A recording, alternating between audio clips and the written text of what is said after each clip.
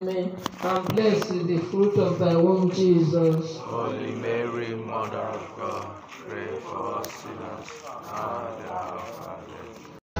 Inakuwaje tunasikia maneno wanayosema kwa lugha yetu wenyewe, tunasikia mambo hayo ya Mungu wanayosema kwa lugha yetu wenyewe.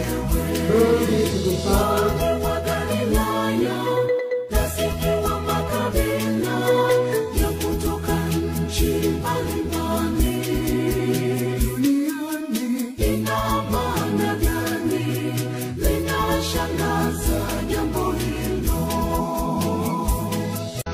Inakuwaje tunasikia maneno wanayosema kwa lugha yetu wenyewe, tunasikia mambo hayo ya Mungu